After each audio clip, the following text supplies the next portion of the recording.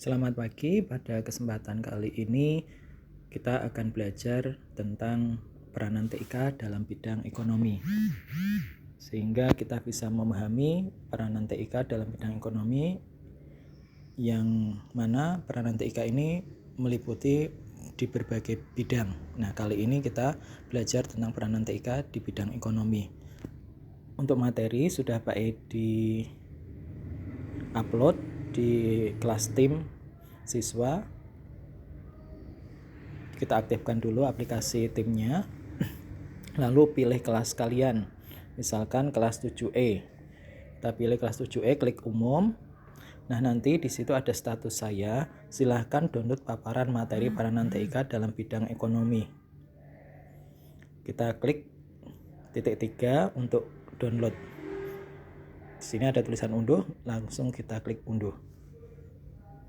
Tunggu beberapa saat sampai proses selesai.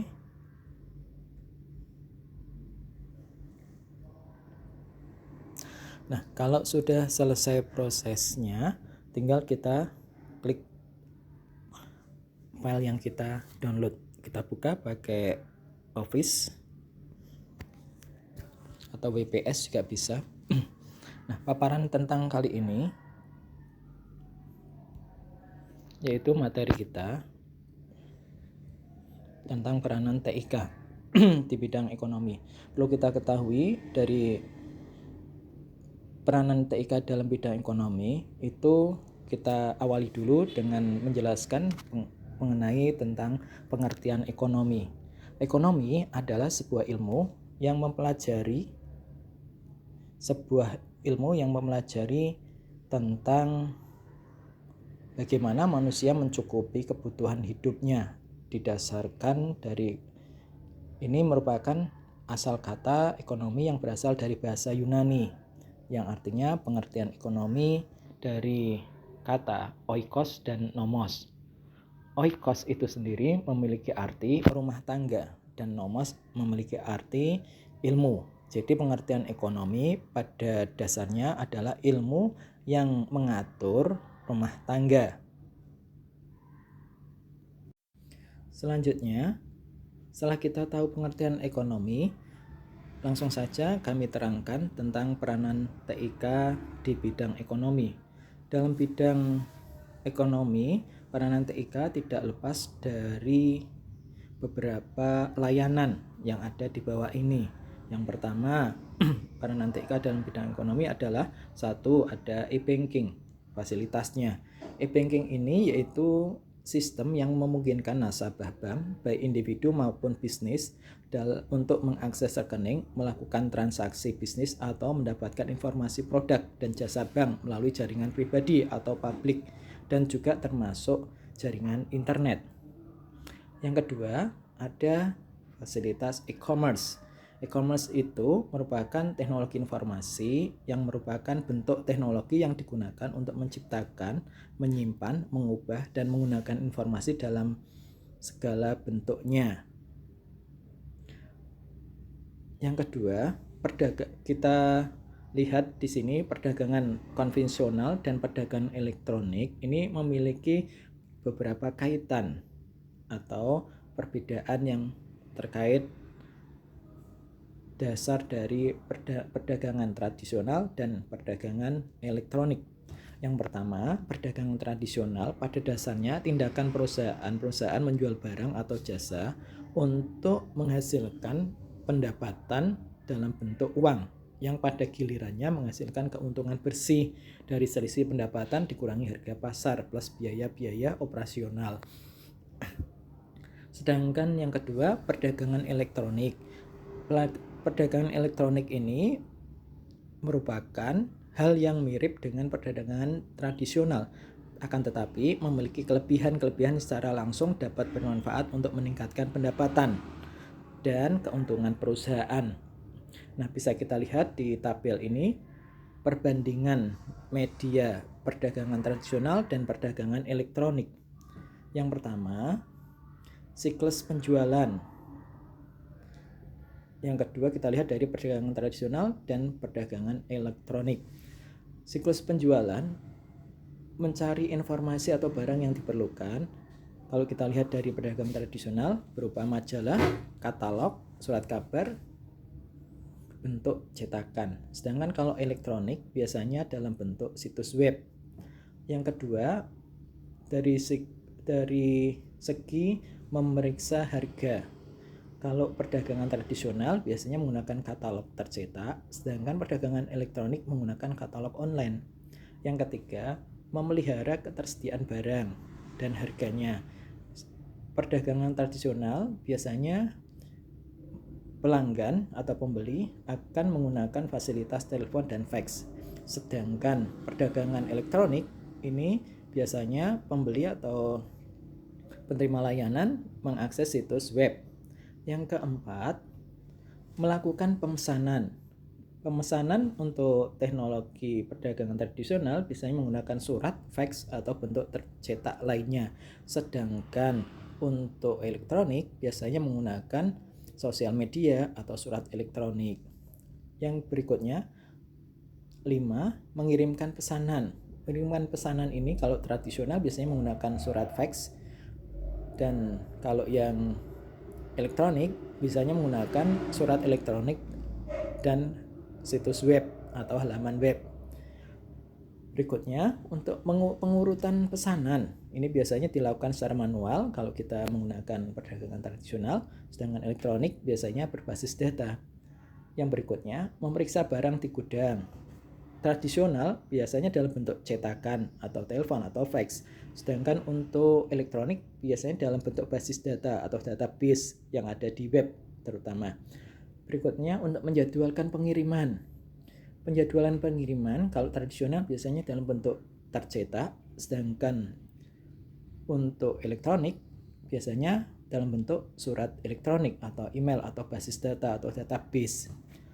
Membuat invoice atau faktur.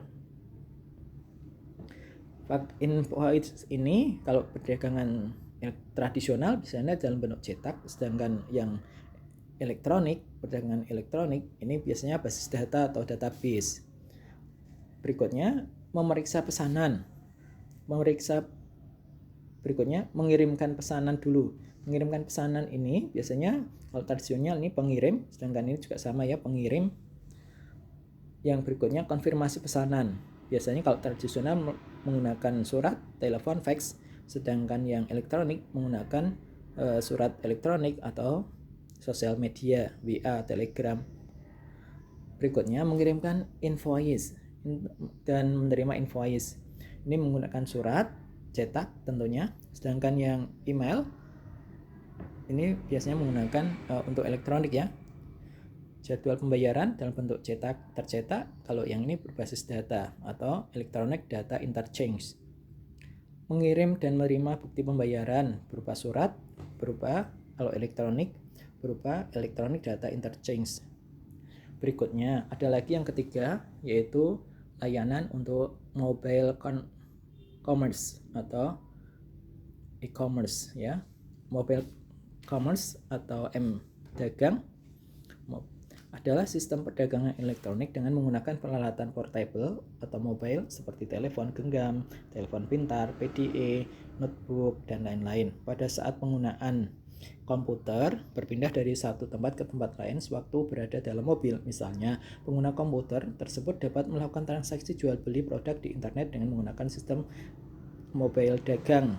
Selain mobile commerce atau mobil dagang, istilah lain yang sering disebut yaitu mobile business atau m-business. Selanjutnya ada lagi l-dagang atau l-commerce. L-commerce ini adalah sistem perdagangan elektronik yang menekankan pada pencarian informasi yang dihasilkan oleh peralatan GPS atau Global Positioning System dan satelit. Selanjutnya, manfaat TIK dalam bidang ekonomi apa saja? Yang pertama, bisa melaksanakan atau melakukan transaksi dari jarak jauh. Yang kedua, penerimaan layanan bisa dilakukan secara online. Yang ketiga, pemesanan atau pemasaran juga bisa dilakukan secara online. Bekerja pun bisa secara online. Yang keempat, kemudahan transaksi perbankan bagi nasabah dan pembeli tentunya. Mudah dalam administrasi keuangan. karena sistemnya sudah berupa digital. Nah, manfaat TIK di bidang ekonomi ini sudah menjadi kebutuhan dasar, sehingga fasilitas TIK telah berubah paradigma pasarnya, mulai dari promise barang hingga pemasaran, dan pemesanan bisa melalui jejaring sosial.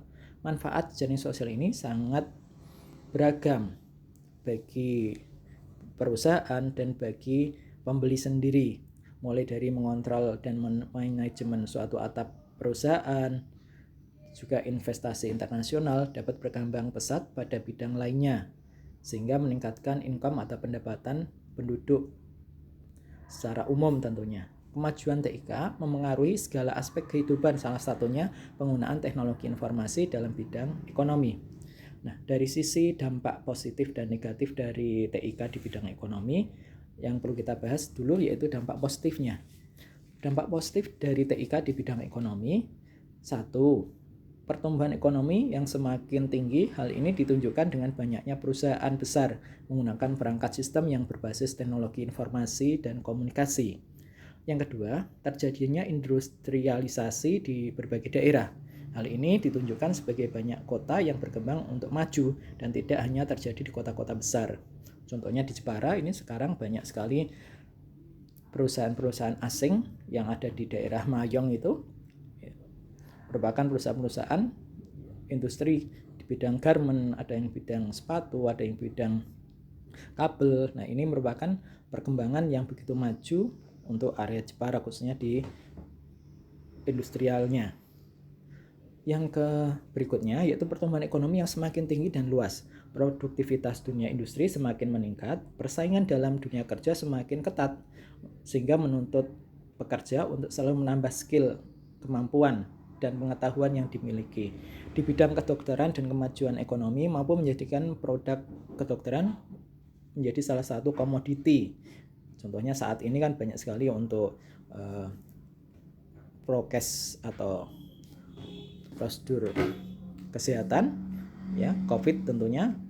Semua orang tentunya butuh yang namanya masker dan juga beberapa komoditi lainnya. Semakin semaraknya penggunaan TIK akan semakin membuka lapangan pekerjaan. Dengan fasilitas pemasangan iklan di internet dan situs-situs tertentu akan mempermudah kegiatan promosi dan pemasaran suatu produk. Sehingga pemanfaatan TIK dalam bentuk layanan bisa berwujud membuat layanan baru dalam perekonomian dan bisnis seperti internet banking, SMS banking, atau e-commerce. Di bidang bisnis pun perdagangan barang atau jasa komputer sangat penting. Nah, itu diantara beberapa peranan TIK dampaknya di bidang ekonomi, dampak positifnya. Nah, sekarang dampak negatifnya apa? Nah, dampak negatifnya juga ada. 1. Terjadinya penipuan yang menyebabkan kerugian. Kadang kita beli online, barangnya tidak sesuai. Seperti kasus yang terjadi ya di Shopee atau di Tokopedia atau Bukalapak atau yang online lainnya. Misalkan kita membeli handphone, ternyata setelah dikirim bungkusannya berubah kotak, dibuka ternyata hanya bungkus kardus saja, tidak ada isinya atau tidak ada handphonenya. Nah, ini salah satu contoh terjadinya penipuan yang menyebabkan kerugian. Terjadinya manipulasi. Kadang kita misalkan beli baju ukurannya M, ternyata yang dikirim ukurannya S. Nah, ini kan memanipulasi, tidak sesuai dengan pesanan. Berikutnya yaitu memperburuk prospek perekonomian ekonomi jangka panjang. Nah, akhirnya kalau kita sudah merasa dirugikan sebagai pembeli, akhirnya tidak akan pesan lagi ke toko tersebut. Nah, ini jangka panjangnya perusahaan itu akan mengalami prospek yang kurang bagus untuk perkembangan ekonominya jangka panjangnya. Nah, berikutnya dengan mudahnya melakukan transaksi di internet akan semakin memudahkan pula transaksi yang dilarang, misalnya seperti barang selundupan atau transaksi narkoba. Sering terjadinya pembobolan rekening atau suatu lembaga atau perorangan, ini mengakibatkan kerugian finansial yang besar.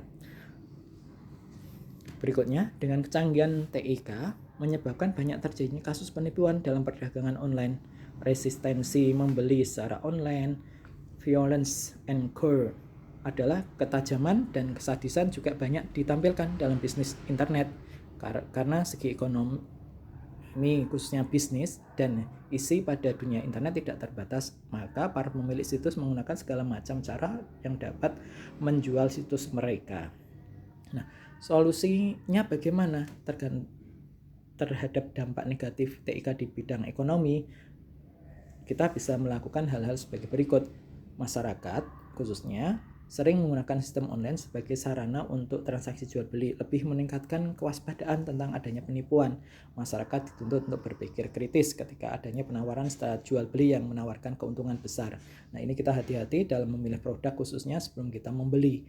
Sebelum melakukan tindakan online, tentukan tujuan terlebih dahulu. Tentukan batas waktu yang kira-kira akan terpakai. Dan tentunya kebutuhan dari barang yang akan kita pakai atau yang kita beli. Mengikuti kegiatan-kegiatan sosial dengan masyarakat dan dalam kehidupan sehari-hari. Menggunakan internet seperlunya saja dan hindari menggunakan web social networking lebih dari satu, karena hal itu dapat menyebabkan kita harus berlama-lama bermain internet hanya untuk mengupdate-nya. Gunakan teknologi yang kita kuasai untuk menjalin hubungan yang lebih intens dengan keluarga, dengan relasi-relasi kita. Jika ingin mencari teman baru di dunia maya, maka carilah komunitas positif yang sering melakukan pertemuan di dunia nyata. Jadi perlu kita simpulkan dari materi ini, TIK menggunakan seperangkat komputer untuk mengolah data sistem jaringan untuk menghubungkan suatu komputer dengan komputer yang lain sesuai dengan kebutuhan, dan teknologi telekomunikasi digunakan agar dapat disebar dan diakses secara global. Artinya, TIK dalam bidang ekonomi tidak harus berbisnis atau berdagang maupun berbelanja, sekalipun tidak harus bertatap muka. Tapi bisa dilakukan dengan adanya jaringan kegiatan tersebut akan tetap berjalan. Begitu juga dengan komunikasi, yaitu melalui jarak jauh antara penjual dan pembeli, dapat saling sharing tentang kebutuhannya. Nah, ini beberapa kesimpulan yang bisa kita ambil dari peranan TIK di bidang ekonomi. Terima kasih.